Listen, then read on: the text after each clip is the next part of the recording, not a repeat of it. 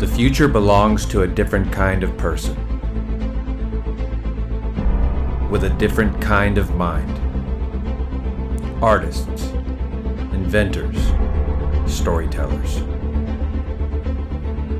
You're listening to Toyphotocast. We are storytellers.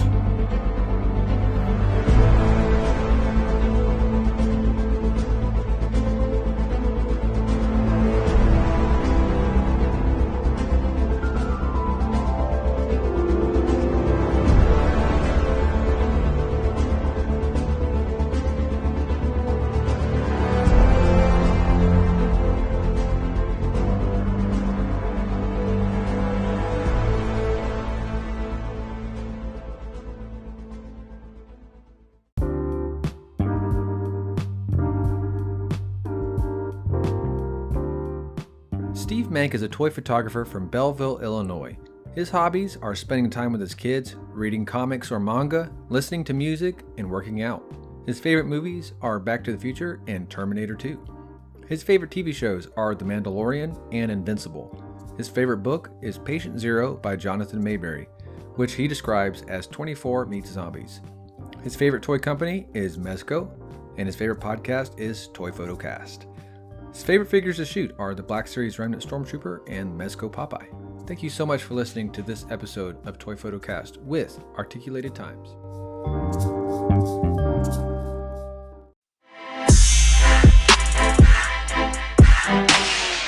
What's up, everybody? Welcome to another episode of Toyphotocast with the one, the only Articulated Times.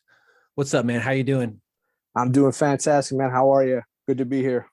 It's great to have you on the show, Steve. And I think for me, from one fellow Batman lover to another, it's going to be fun. It's going to be a fun episode. Definitely, man. Definitely. I just want to thank you in advance, man. It's a huge opportunity to be on the podcast here. I've been listening for a long time. So this is awesome, man. Thank you. Pleasure is all mine, man. I always appreciate people like yourself that love this community and that just really are kind of the bread and butter of what this thing is really all about. And so it's an honor for me. Thank you. Thank you. Yeah, man. So how long have you been doing toy photography? Oh, man. I think I started on my personal page probably back like early 2017 or so. And then I ended up switching over to Articulated Times full-time, probably like August of that same year. Okay. So about 4 years? Yeah, coming up on 4 years, definitely. Yeah. So were you a collector beforehand? Oh yeah. I think if anything for me, when I started collecting, it was one of those things where I was a mint on card guy for a long time. Oh. And, I would kind of, see rumblings of, people on YouTube and so forth like that, cause I was really into, I started initially like following articulated comic book art. I was a big fan of that community with everything. For sure. And then I was seeing like people doing the toy photography shots. And it was one of those things where, I'm seeing dioramas. So then that kind of led me to Al Figures and him doing all his dioramas for the dio structure. And, I'm thumbing through videos and everything like that. And that kind of brought me over to D Amazing, Nice. So after you started kind of seeing people doing like different stuff on IG, like, did that inspire you to do toy photography, or what was the kind of first step for you? I'd say the big first step, switching especially from that mint on card to, letting the figures breathe, was definitely seeing a lot of D Amazing stuff, man. Like he, doing the review, again, because I'm like, how does this thing pose and everything like that.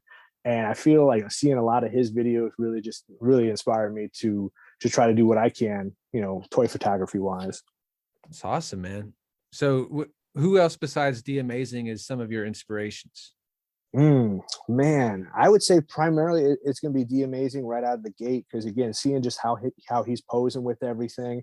And I think like many of us, on IG, I think, we stumbled across Sergeant Bananas at one point, and I'm like just blown away, like just, with the effects and everything like that. Because for me, a lot of the stuff that I was seeing, on articulated comic book art, it was one of those things, a lot of tangible stuff. So where when you see him more Sergeant Bananas, he's got more of the special effects and everything like that, and just really made the photos pop. For sure. That's awesome, man. Yeah, those guys are incredible. I think I think all of us have at least somewhat have and used them, and is kind of like the, what's the word? It's kind of like a beacon of like what to aim for. Like, Mhm. you're saying like this is like the gold standard of like what we strive to be, because those guys are incredible. Definitely, man. Definitely. The amazing, on the tangible side, Sergeant Banana is more of the special effects with everything, the shop. And man, it looks good. It looks good. Bananas does a lot of practical, man. He does. He does like, I would say he does like 90% practical, and then like he'll Mhm. add like the little flair, like a little bit of extra special effects, just a tiny bit. But Yeah, yeah.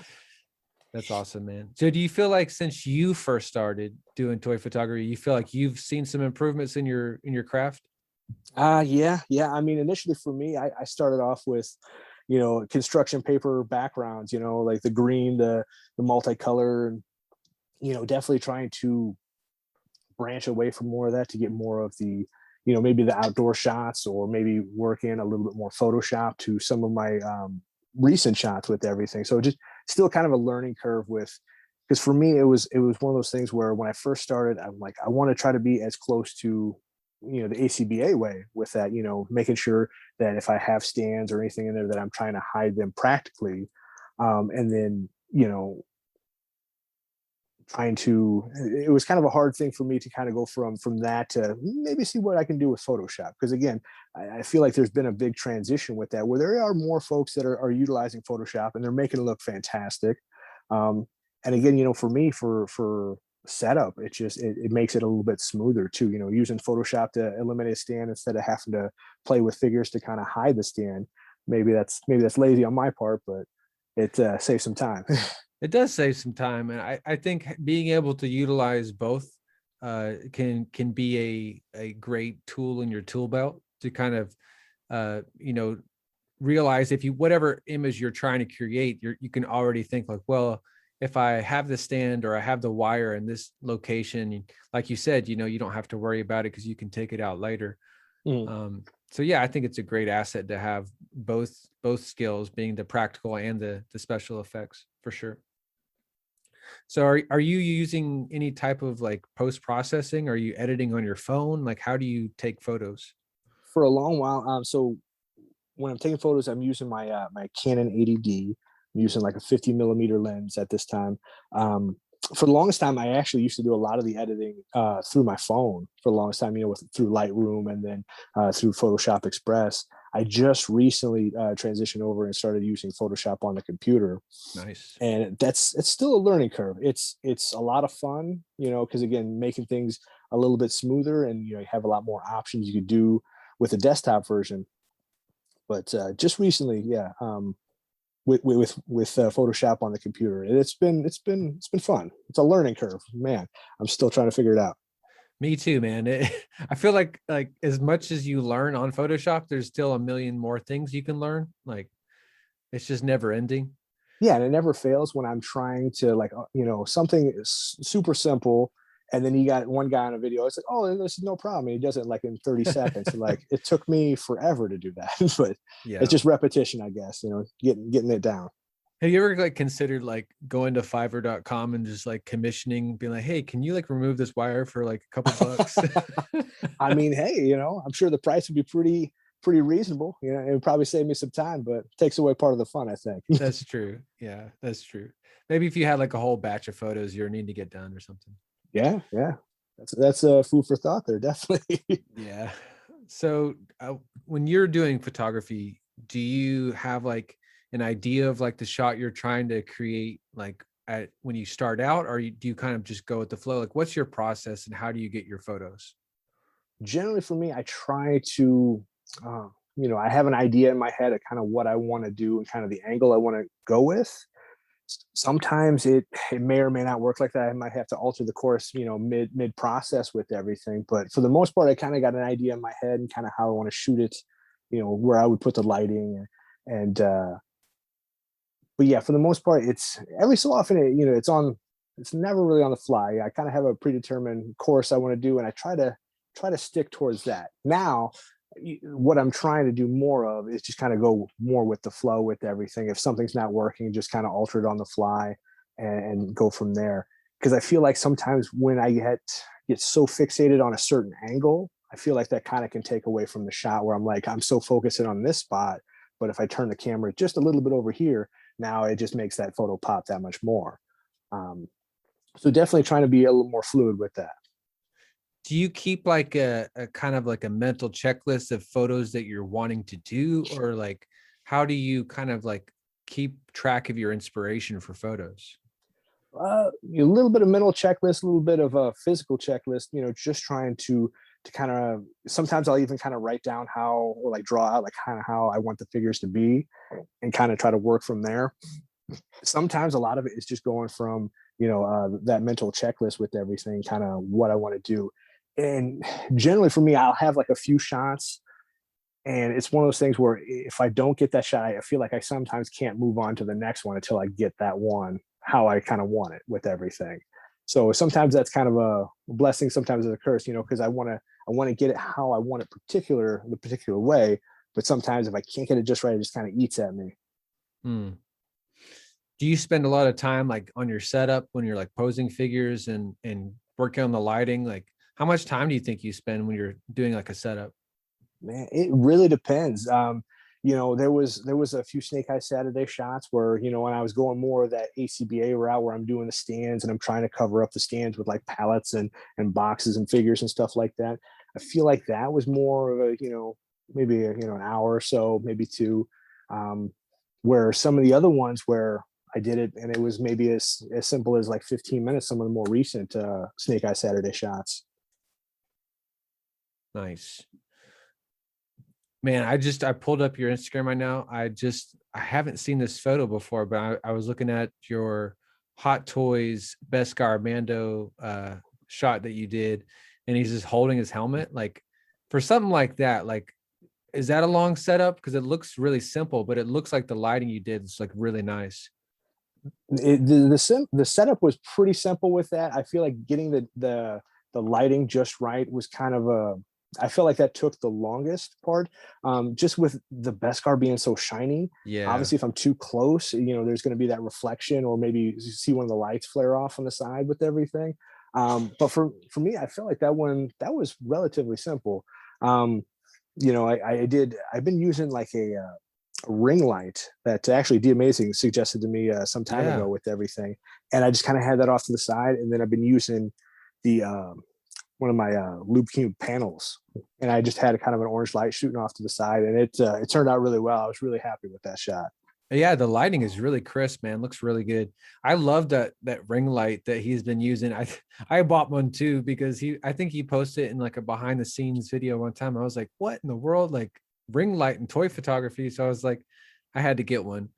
But that's cool, man. Are you do you feel like with your lighting that you feel that's like guess what I'm trying to say is like what are you trying to achieve with your lighting? Are you trying to go for more cinematic, or are you trying to go for more like artistic? Like because a lot of people like to kind of lean towards one or the other. Like what do you feel like you lean towards when it comes to like your lighting and your effects and stuff? Yeah, try to do a little bit of column A, a little bit of column B. I feel like for me, my lighting is one area I feel like I've struggled probably the most on this entire time with my account. If you look back on the early years of my shots and everything like that, a lot of the light was really hot and really blown out, and it really just kind of took away from the figure. Where now, more recently, I'm trying to do more of maybe some darker shots here and there to kind of focus on like definitely getting my camera settings locked in, and working on those darker shots to kind of set more of a mood. Mm. Some of my more recent ones this year, I did some Batman shots, a little bit darker, kind of hitting it with a red light, some atmosphere aerosol to kind of really kick it up a little bit. And I've been pretty happy with it. It's a never ending process, man. It never ends. Like once you learn like one trick, then you're like, oh, well, you just kind of throw everything else out the window, and then it's crazy. Do Yeah, you, definitely. Oh, sorry. Go ahead. no, man, I'm sorry. Do you have a favorite line of figures that you like to shoot? Man, I would probably say figure wise, man, with Snake Eye Saturday, I've been really, really loving that Snake Eyes from the classified line, man. That's just been a lot of fun. really hard to collect, but a lot of fun to shoot. But I'd say I probably lean towards Mezco with anything. I've been definitely, it really actually kind of goes in waves where I might, when I first started my account, I was more like Revel Tech and SH Figure Arts, but then it kind of, you know, I've been collecting Mezco essentially since the beginning with everything. And, it kind of goes in waves where I'll kind of like, I'll kind of gravitate to, this brand for a little bit, and then I'll kind of move on to the next brand. But I think I feel Mezco is probably the front runner on that one. That's awesome. Yeah, that Snake Eyes figure is incredible. I don't have one, but I got to play with one a long time ago at a buddy's house, and it's amazing. Like the engineering and the articulation, and I can see the hype and why everybody loves those figures. Definitely, man. I wish, again, Hasbro being such a big company, I wish they would have made collecting those a little more reasonable for everybody. I feel like with making some of those Target exclusives, I feel like they really kind of shot themselves in the foot. You know, Yeah, but the great thing about Hasbro is that they love to re-release. So that is true. if you're patient, they'll come back around, and it doesn't mean it's going to be anytime soon, but you can get your hands on like all of those Black Series figures that were like long gone and people were scalping on eBay. I mean, they're re-releasing tons of them. Like that Sand Trooper, like that was a hard to find figure for a long time, and now they're re-releasing those. Like I think Hasbro does a good job of kind of fixing their mistakes. At least they try to. Definitely. But again, for like longevity, with being a collector, you definitely want to have that line that's adding value. And if a company is continuously re-releasing the same thing, then it's like, do you stick with the OG or do you get the new? So that's kind of the hard transition for me with Hasbro. It's like, man, how many versions of the same figure can you have? True. I think with army builders, you can never have enough, but with the mainline characters, definitely it's there's a lot of newer collectors. Like I've been seeing, within the last year or two, like so many new collectors and so many new people getting into toy photography. Like, so it's not like there's not a demand for all of these things, because there is. It's really the companies are kind of struggling to keep up with the demand. Like there's, the Mezco line is getting, from my understanding, it's getting less and less produced. So there's not as many figures coming out for each new respective release. And so like it's harder to get, and there's more collectors, and it's just one of those things, man. It's like, it's a give and take, because each company wants to have kind of a little bit of FOMO with their line, because they want to have those people press that pre-order button. They don't want to feel like, well, I can just wait around for it and it'll sit in stock for months and months and I don't have to worry about it. They want people to kind of feel like, oh, if I don't pre-order this, I'm never going to get it. You know what I mean? Definitely. And I feel like Mesco's definitely They've got mastered that. Yeah, they've mastered that, definitely. I mean, hell, there was times, I mean, even without even looking at photos, I'm like, I know I want this character, I'm not even gonna look at the photos, and boom, done, pre-order. The Yeah. nice thing, what I'm kind of liking about the last few releases, aside from what happened today with the latest Gomez, like that Wolverine or the Justice League's box set, they kind of just set that up for pre-order and just kind of, it's there. It hasn't sold out yet with anything. It's not waitlisted. So I mean, like, man, that's interesting. Feeding the market, more of those high end figures. I like that. I think I might be wrong on this. Don't quote me, but I think for those, I think they actually are producing like those to like how many are ordered. So there's a pre-order window that's going to happen like One Stop Toy Shop, like after I think the end of the month, like you can't lock in another pre-order for Zack Snyder. Like that's it. That's all they're going to take. And so they're going to produce, kind of like Hot Toys does, because Hot Toys only produces as many as are ordered, and probably a little bit of extra cushion just to make sure they have enough for like, when they're fixing figures or if they're sending replacement parts or whatever. Yeah. But that's my understanding. So I think that they're, for those mainline, like the Wolverine and the Zack Snyder set, like those are being produced to how many are pre-ordered, versus like the exclusives. Those are already a set number that it's made. And once they sell out, they sell out. So Makes sense. Definitely, definitely. I could only hope they do that same setup. I'm really looking forward to the comic book Superman. I think once that drops, that's gonna be huge. If they show that figure the same love that they showed for the recent Wolverine, whew, that's definitely day one pre-order. Yeah, I would love to see like 5 head sculpts and like maybe even like a trench coat where you could like put the trench coat on and act like you're, Oh, changing like yeah, costumes. yeah, yeah, that'd be That'd be awesome. dope. That'd be dope. Yeah. Or maybe like a 2-figure box set where you could have like Clark Kent in his suit and then you have like the Superman in the brand new get up. That'd be really sick. Why don't we go one step further? Actually, have a phone booth in the set, Oh or my God. maybe make the box the phone booth, Dude, right? okay. We need to Oh get my into goodness. marketing, dude. Let's get it. Let's Whew. start a business. Yeah, as much as they, man, I love that Hazard Squad Gomez that came out. That had the whole get up with his base and everything like that, and all the slides. I mean, I could see them definitely doing something like that. That was brilliant, man. That Hazard Squad Gomez was one of the most brilliant packaging I've ever seen. It was Oh, really? genius. Definitely, It was definitely. so good. Like utilizing like the box itself to make a diorama, genius. Yeah, yeah. I mean, and I was happy to wait on that because I'm like, I know that figure was going to be amazing, and I mean, man, it's been fantastic, fantastic. And all the accessories, like you get like pizza box, birds, all kinds of stuff. All the stuff Yeah, that you want, but you don't know where to find. exactly. Yeah, exactly. I mean, I definitely see people like selling just the birds for like crazy money on eBay because people want like the pigeons for their shots. I'm like I was telling you earlier, like everybody wants props for that stuff, and I mean, I definitely see a use for that, but man, Yeah. 20-30 bucks for pigeons, I don't know. I don't know either, man. That we should get in the pigeon business. Right, right. I'm gonna corner that market. Let's do that. Oh, that's funny.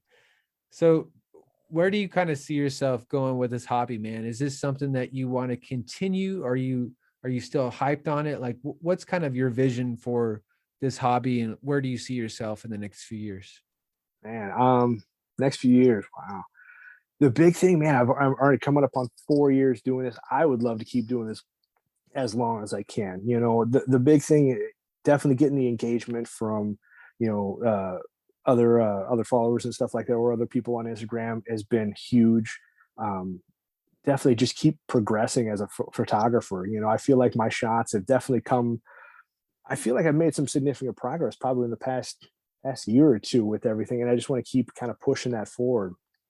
I would love to definitely work more, try to get more collaborations going. I would definitely love to try to work more, um, getting featured more through like Mezco or through Hasbro or anything along those lines. That, I mean, it would be a huge goal. I mean, I was featured by Mezco just a few months ago for my Superman shot, which I was just floored by. Definitely trying to extend that partnership. I've reached out to a few people, about just future releases. I would telling them I would just kind of love to work with them. I'll still buy the product, but I would definitely like to do something to just kind of showcase their product with everything, and just kind of put myself out there with everything. That'd be awesome, man. Yeah, that Christopher Reeves shot you did is epic, dude. I Oh, did I thank you, man. I reposted that, didn't I? Yes, you did. I appreciate that greatly. Thank you. Okay, I thought I did. I was like, man, it looks so familiar. That shot is so good because you nailed the little the name is slipping me when he's in his what's the place called his castle. Oh, the Fortress of Solitude. Thank you. Yes, Fortress of Solitude. You nailed that aesthetic, man. It looks so good. Oh, dude. And you know what? The craziest thing about that shot, I mean, just mere minutes. I feel like sometimes I stress out with shots so much where I'm like, man, I don't know if it's going to look right or the lighting and everything. I felt like that one came together just so quickly and so well. And I loved it, man. Thank you for the support with that too. I thank you. No problem, man.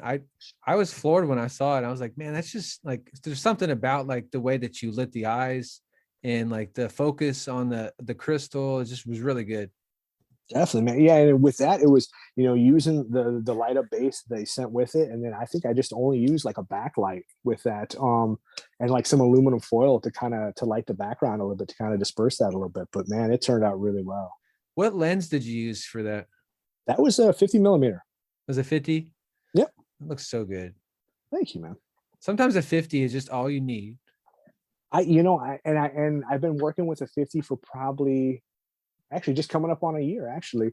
Um, but yeah, I've been floored with that. I've been doing a lot of outdoor shots with that. I would love to get something that maybe an 85 or something like that.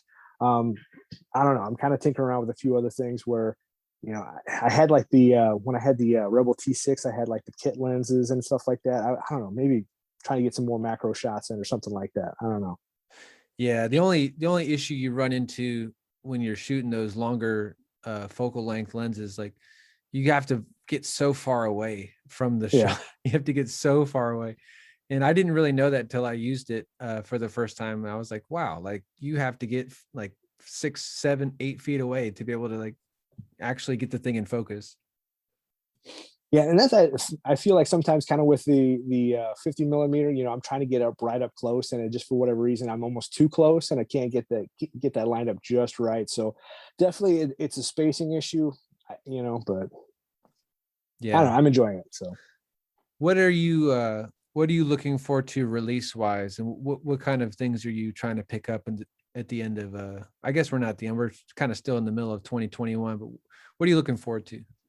man, like I was telling you, I kind of go through waves of figures and everything like that, and I feel like this year has definitely been more Mafex heavy with everything. I ended up getting the Superman. I got the Dark Knight Returns, like the battle damage one. Nice. And then I think with Mafex, man, they've got a few more coming. They've got the Dark Knight Returns Joker I've got on order.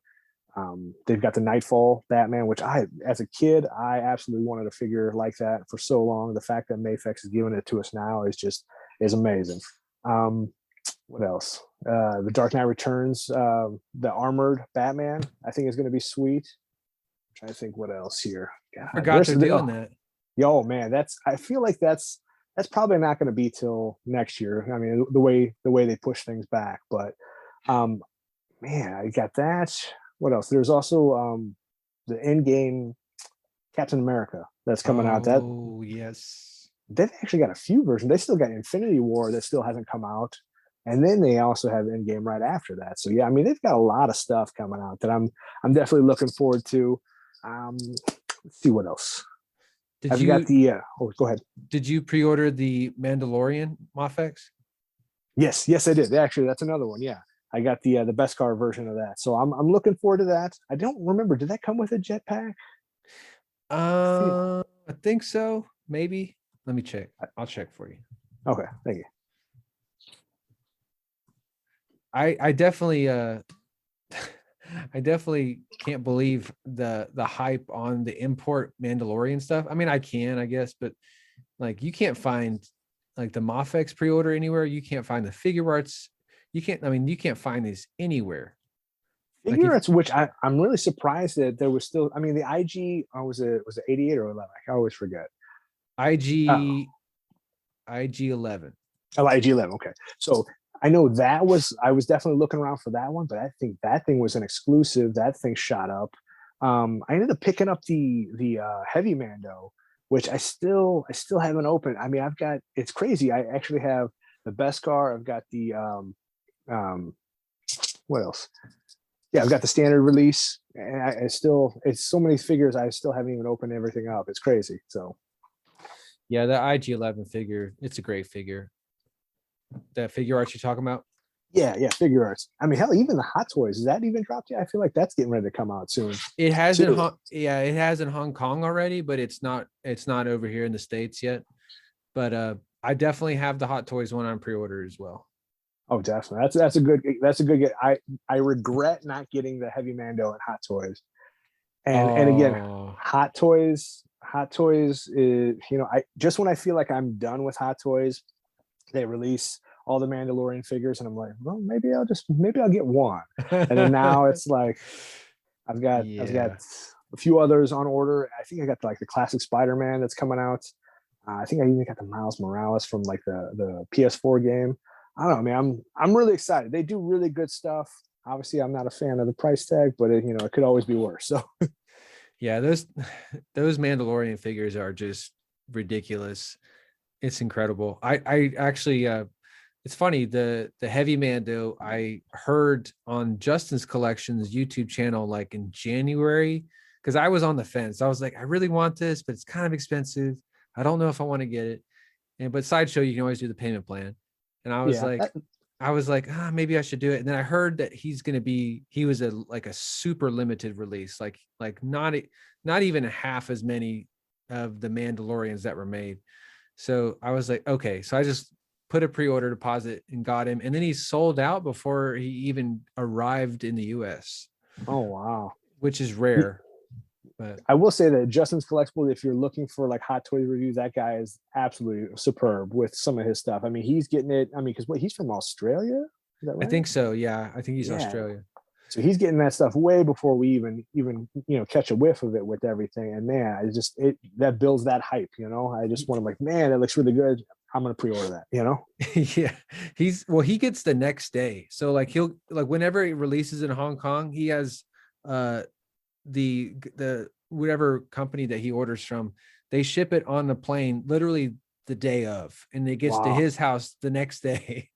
So he gets That it is service. way before everybody else. Yeah, there was a guy he was promoting. I forget the guy's name, but it was one of those things where for the Beskar Mando, there was a guy from, I don't know if it's from the UK or what, but he was doing the specialty armor where it was like the season 2 like thigh plates and a few Yes. like the dark saber and everything like that look really, really crisp. And I mean, with the stuff being Velcro, I'm like, maybe I need to update that. But I don't know. It's I'm really happy with the Hot Toys version though. I'm really, really digging that. Yeah, I've got that one. I've got 2 more payments, and then I'll have that one on its way. But the thing about, like you said, about the customizing that season 1 Mando, the Beskar Mando, when they drop that second one, the second Beskar, that's going to come with a head sculpt, like guaranteed. It's going to come with a head sculpt. So it's almost like you got to get it. Yeah. Oh yeah. And that's the part I'm like, I know they're gonna put it to me again. I'm just like, I'm just trying to clear out space to make room for both, I guess. Yeah. I tell you the one. Oh, Go ahead. Go ahead. No, I tell you the one thing when we're talking about pre-orders, I actually just went in on a Prime One. They released the Batman vs Superman, the Dark Knight Returns, like that big fight scene. Did you pre-order that? Yeah, yeah. I'm like, Oh. I've been wanting something like that for a long, long time. I know, like DC directed like a statue, like a little like with 1/6 scale statue way back when. But man, this thing looks so good, so good. It's crazy expensive, but luckily there's a payment plan for that too. Yes, that thing does look epic. It's massive, dude. Where are you going to store that thing?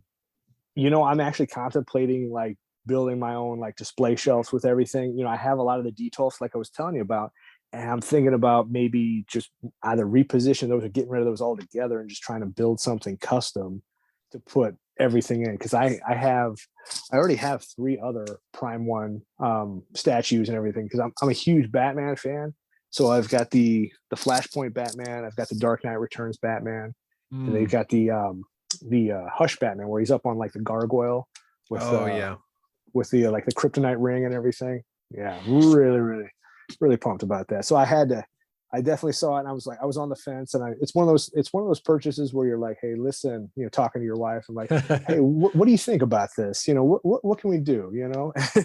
And so again, once I got the okay, I had to make it happen. So Yeah, I think for me, like I've always been a window shopper of Prime One. That's never been something I've even considered. So I'm very envious of your ability to drop some pre-orders on those. But I think if I were to get any of them, that uh the Hush Museum Masterline, the new one, yes, it's where he's like in the Batcave. the Batcave version, Yes. dude. I almost got that one. I was gonna go through Sideshow for that, and initially, like, I was wanting the deluxe with like all the swappable heads and stuff like that, and the Yeah. deluxe one ended up selling out, or the pre-order was full, or something like that. So, Well, it's still on Big Bad Toy Store, but ooh, yeah. I think Big Bad, don't they want like a $300 or $400 like deposit before or something like that? Yeah, it's a $320 deposit. Yeah, I'll pass. Thank you. Yeah. It looks great though. Oh It's man, great. I mean, I gotta say, like, if you're, I mean, obviously, this is a toy photography. But I mean, again, statues, I feel like that's probably top of the line stuff out there. I mean, it's expensive, but man, it's definitely kind of a once a year kind of thing, getting some of these. So I've been getting Prime one for probably 3 or 4 years now, I think. But yeah, it's definitely not. It's not. You can't buy as many of those as you would like Mezco or anything like that. Yeah, I would imagine so. I think for me, like if I were to only have just a few Prime One, I think I would just have to have like my absolute favorite characters, because unless you just have like a massive warehouse you can store these things. Yeah, But yeah. I mean, I am running out of real estate. I mean, at one point I had a whole bedroom upstairs with everything where it was devoted to statues and figures and stuff like that. And obviously with the addition of kid number two, that kind of uh, my real estate dwindled on that. So I had to kind of condense a lot of the collection with everything to kind of fit in with my wife's craft room downstairs. So we're kind of sharing space with everything. So I have to wherever I'm getting, I have to make sure I have a location for it. If not, it doesn't go in. for sure. So, man, this is the part of the show that I kind of like to dive into mindset and like how you kind of stay positive and like the way that you keep a fresh mental attitude. Everyone's got their own different things that they do. Like, what is some tips and techniques that you try to stay on top of your game with your mental attitude? Man, the big thing for me is just trying to, work towards a goal, achieve a goal. The big thing for me, what I do in my profession when I'm not doing toy photography, I'm a physical therapist assistant, and I'm working with folks that strokes, hip replacements, knee replacements, people that are in a rough way, and a lot of times I have to definitely be the cheerleader, so to speak, kind of to motivate them to get going with their therapy, get going with their recovery with everything. So again, it definitely having a positive outlook on what you want to do in life is a huge thing. Having a goal and working towards that goal is crucial with anything. Hmm. Have you kind of translated that into your toy photography at all, like with having goals? Definitely, so for me, when I first started off, I was trying to get more, obviously trying to work on the followers, getting my followers up to get my content out there more. And again, with that, I'm at the point now where I'm just trying to enjoy what I'm doing, with Instagram. I went from way back when I first started my account, I was doing more toy news and toy photography. So I was definitely getting a little bit of both worlds. So I was getting definitely some more eyes on the product back then. Now that I've probably been with strictly toy photography, probably a little over a year and a half now. And it's definitely a big change, going from getting X amount of followers or X amount of viewers or whatnot through a day. It's definitely a big learning curve with that. But for me, the big thing is just trying to enjoy what I'm doing. Set up, I'm trying to think here. With that, I'm trying to just enjoy my time. Because again, with what I'm doing with toy photography, sometimes a shot could be as simple as 15 minutes. Sometimes it might be a few hours, with editing and so forth like that. But making sure I'm maximizing my minutes and trying to still be active in the community, but also at the same time not deprive my family of my presence. Making sure that I'm still putting family first in all I do. And I think that's kind of the thing where at first where I was almost to the point where I was so anxious. I'm like, I got to post a shot. I got to post a shot. Where now it's just kind of just taking my time a little bit. If it doesn't happen tonight, it'll happen tomorrow or maybe the next day, So again, just trying to enjoy the process with that. Isn't it a weird thing? Like, I feel like there's been a common thread for a lot of us that have at least been on the podcast. Like, there's like this compulsiveness that like when you first start out, like you have like this need to produce content. And then eventually this switch kind of goes off in your head. You're like, I don't have to do that. Like, you know what I mean? It's like you realize, okay, like I can make it and I can take my time. And if it takes a little bit longer than I intended, that's okay. And once I get it out, I get it out. Yeah, definitely. And it's just enjoying the process. There was times where, I mean, late last year, it was at the point where I was kind of almost frazzled a little bit. I love toy photography and I love taking shots and I love, communicating with everybody in the community. it was at the point where it's like I just felt like things were stagnant. I had ideas of things I wanted to do, but just like mustering up the energy, I just almost felt like just depleted. Because sometimes when we're talking about my profession, you're gassing somebody up to be positive and everything like that. And sometimes at the end of the day, I just didn't have it to, all right, I'm going to go ahead and set up a shot. I don't really feel like my heart was in it, but I feel like taking a little bit of that break, that step away, kind of help recharge things. It was one of those things where for a while, like, with toy photography, it was, I think about it every day, but it was one of those things when I was taking that break off, I'm like, I looked at my wife, I'm like, I haven't taken a shot in like a few weeks. And she's like, yeah, that's weird for you. I'm like, yeah, but again, it's so much of that, just enjoying the process with everything. I think, I don't know, man. I don't think I'm ever going to be an account that's like 10,000, 12,000, 50,000, anything like that. I would love to get to that point. Don't get me wrong. But I just feel like how Instagram has shifted a little bit. It's so different from how it was. Yeah. I would, you set up a post and you kind of almost have an idea, like, I think I'm going to, maybe be able to get X amount of likes or viewership or something like that out of it. Now it's such a crapshoot. I feel like one where it's like, all right, I'm going to do this and I think it's going to be okay. And then, after an hour, I'm like, this isn't going anywhere. And then like, well, maybe give it a day and then still nothing. I'm like, so that part can be kind of frustrating, again, because again, how it used to be. So I don't know. It's like, when they switch the algorithm, I don't want to blame it on that, but I feel like there's so much of a shift from that.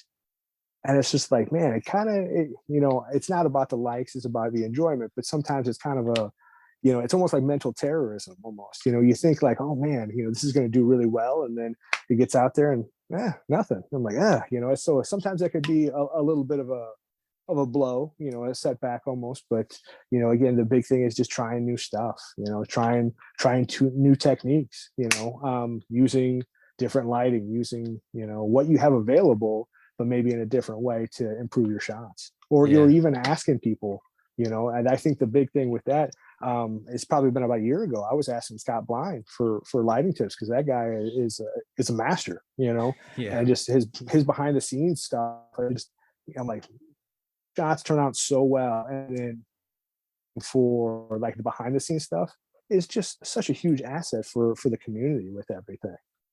For sure. Yeah.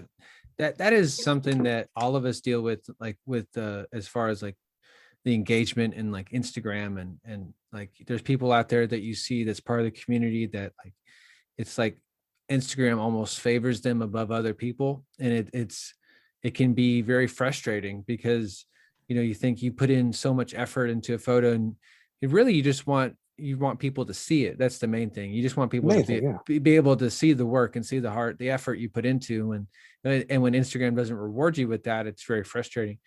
But at the same time, it's like they've kind of shifted this whole platform towards um, uh, pay per clicks, and it's more about trying to keep people on the app, and it's really weird. But the main thing is, as an artist and as we develop as artists, like you have to kind of constantly rethink and broaden your horizons as far as like what it means to be as a toy photographer in a toy photography community. Because I mean, as much as I enjoy Instagram, it really is a dead platform. Like you go on TikTok and you can you can see people on there just absolutely post one video, and that one video for whatever reason decides that it's going to go insane, and all of a sudden you're 500,000 followers. Like it's incredible. Like it doesn't even make sense.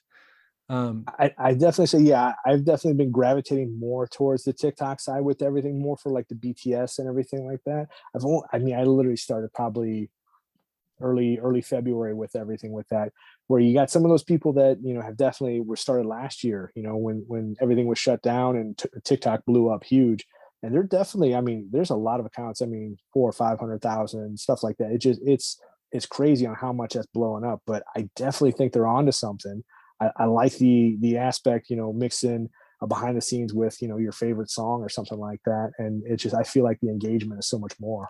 Well, yeah, and also not just, I think some of the things to get people's eyes on toy photography is to try to incorporate different things into your account as well. Like trying to just think outside the box as far as like maybe showcasing your favorite figure and just saying why you like it, or who does a great job of that is gosh, I lost his name. He's on there all the time. I can't remember. know. I Otaku. know. I think it's Otaku Okay. Otaku Toys, I think is his name. And the dude does a great job, and he's putting out content every single day. And like it's just great stuff. I mean, I think with TikTok, it's a platform that you can just constantly post and post and post, and it doesn't really it doesn't like they don't discipline you for that like as Instagram will. Like Instagram will really punish you if you just post a lot. But TikTok doesn't. So that's just different tips and techniques that you can try to get your content out there. But yeah, And then well, I was just gonna last thing I was gonna say with TikTok is it's kind of like playing the lottery. It's like you just keep throwing your winning numbers out there and you just keep trying, and eventually, you may get lucky. So yeah. I mean, I've had a few that did decent. I had a Miles Morales one that was probably my last one I've posted. It's probably been a few weeks, but yeah, I mean, just I don't know if it's timing or what, but man, I feel like people really gravitated towards that. And I don't know, man. I'm a big fan and trying to transition some of that into Instagram with everything. I like how Instagram is trying to keep up and trying to do the reels. I think that's interesting. I don't know. It's hard to say. it doesn't even make sense. Like TikTok, one of my videos, I think I shared about this with Liam on his podcast, but I did how you can react to videos and watch them and it kind of films you while you're watching it. I reacted to like a Star Wars one on my Dagobah Customs page, and it got 250,000 views. Oh my God. I was just blown away. I was like, what is going on? Like, I don't understand. But yeah, it's just one of those things. Like you just like playing the lottery. You just never know. Definitely. Was that the one where it was talking about like Han Solo and like the pit or something like that? I'm trying to. Yes. Okay. That was the I saw one. that. Yeah. And I think so I know I like to analyze these things, but it may not be true, but I think the videos that get the most engagement are the ones that gets people to comment. So if people start commenting and they start talking about stuff, like the algorithm starts picking it up and it keeps showing it to more people. So if you can like somehow get people to get engaged in the comment section, that's the thing that actually gets people like seeing the video.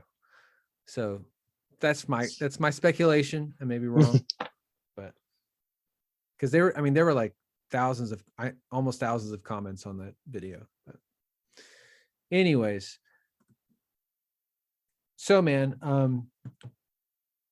kind of wrapping it up here. I think we definitely are looking forward to more incredible work from you, man. I love the fact that you are able to incorporate so many different tips and techniques into your own photography, like because you come from a practical background, but you're trying to incorporate effects and you're trying to constantly improve on your lighting. You're constantly trying to improve on different things. I'm very excited to see what the next step is for you and how you're going to branch out and grow as a photographer, man. Any closing words that you want to share with your followers and your community? Oh man, I just want to thank everybody who has thrown a like, thrown a follow, anybody that's supported me over these almost 4 years with my toy photography. I can't thank you guys enough. A lot of this, with what I'm doing, is definitely a big thing for me. It's for toy photography. It is a huge outlet for me for mental health, for positivity, for creativity. So I just want to thank everybody that has supported me along the way with that. All the guys in the Snake Eye Saturday squad.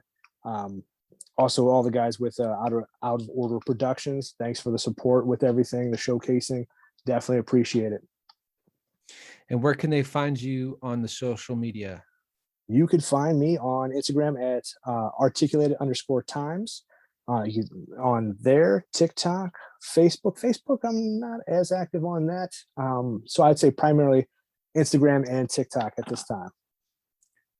Awesome, man. And you can find me on Facebook, Instagram, and TikTok at Digaba Days, and you can find feature pages that run Star Wars toy picks and the toy community on Instagram as well. And remember, we are storytellers. Get out there, tell your story, have some fun, shoot some toys, and enjoy the process, guys. Thanks for listening, and we will see you at the next episode. Peace.